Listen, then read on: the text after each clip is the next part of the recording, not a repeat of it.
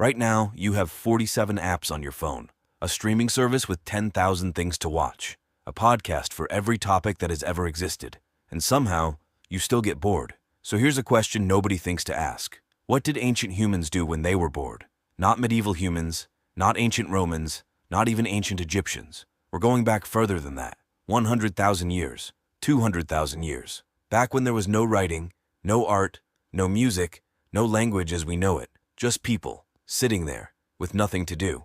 The answer changes everything we think we know about creativity, religion, and why your brain works the way it does. But first, did boredom even exist back then?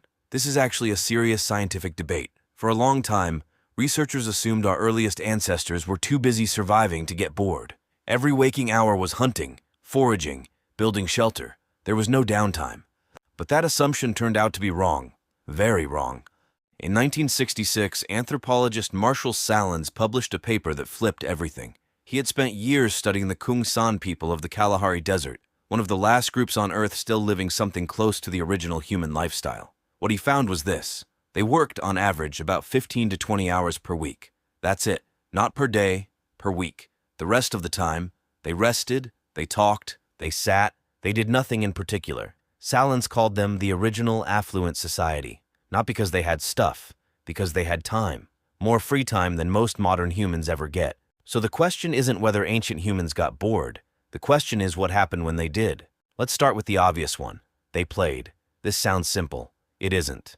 In 2010, archaeologist Francesco De Rico and his team studied a collection of shells found at a site in South Africa called Blombos Cave. The shells were 75,000 years old.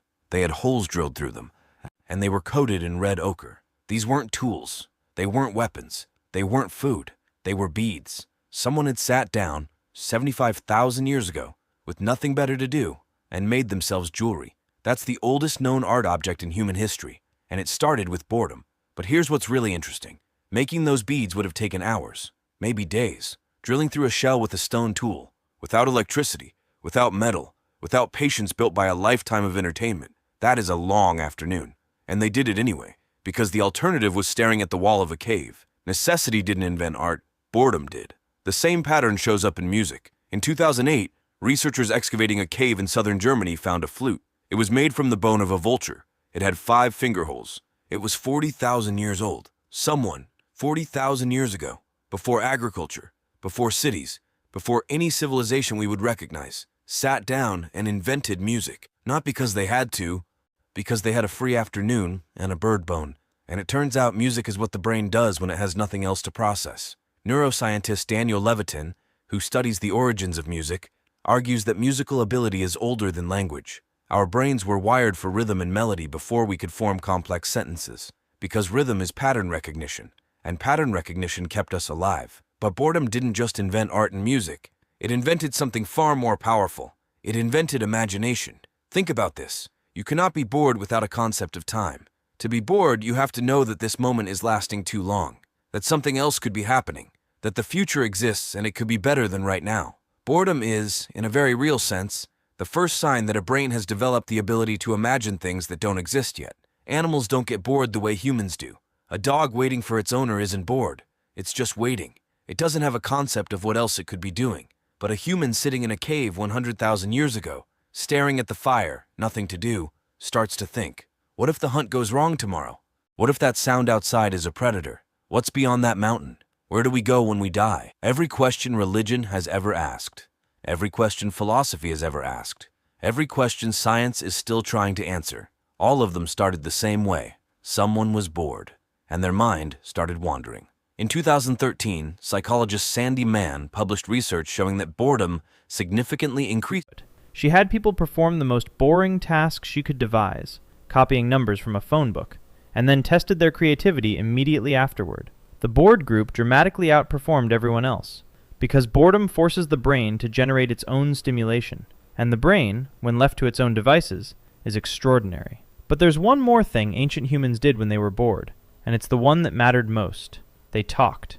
Not about hunting, not about food, not about logistics. They told stories. Anthropologist Robin Dunbar, the same researcher who discovered that human social groups naturally cap at around 150 people, spent years studying what humans talk about when they're not talking about anything important. His finding? Roughly 65% of all human conversation is social gossip. Who did what? Who said what? What happened to someone you both know? This sounds like a waste of time. It wasn't. Dunbar argues that language itself evolved not for practical communication, but for social bonding. Before language, primates bonded by grooming each other, physically. But grooming takes time. It's one-to-one. You can only groom one friend at a time. Language replaced grooming. Now you could bond with 3 people at once. 10. A whole group around a fire. You could tell a story about someone who wasn't even there. You could build trust with people you'd never touched. Language, and therefore human civilization, didn't emerge because we needed to coordinate hunts. It emerged because we were sitting around with nothing to do, and we started talking about each other. Boredom invented gossip, and gossip invented society. So here's where we've ended up. 75,000 years ago, someone bored in a cave made a bead. 40,000 years ago, someone bored in a different cave made a flute. And somewhere in between, people sitting around fires with nothing to do started asking questions no one had answers to. About death, about the sky, about why things are the way they are. And some of those questions became religion. Some of them became science. Some of them became art. Some of them became you, lying awake at 2 a.m. with your phone on your chest, thinking about nothing in particular. Here's the part nobody talks about. Modern psychology has a term for what happens when you eliminate boredom completely. They call it cognitive overload. When every moment is stimulated, the brain never gets the chance to do what it was built to do in the quiet moments. Process, consolidate, create. The default mode network, the part of your brain that activates when you're doing nothing, is the same network responsible for creativity, self-reflection, and empathy. It only turns on when you're bored. We spent 300,000 years learning to fill silence with something meaningful. Then we invented the smartphone, and we've been filling silence ever since. But every time you put the phone down and sit with nothing for a moment, every time your mind starts to wander and you let it, you're doing the same thing the person in the cave was doing, the same thing that made the bead, the same thing that made the flute, the same thing that looked up at the stars and started asking why. Boredom didn't hold ancient humans back. It's what made them human, and it might be doing the same thing for you, if you let it.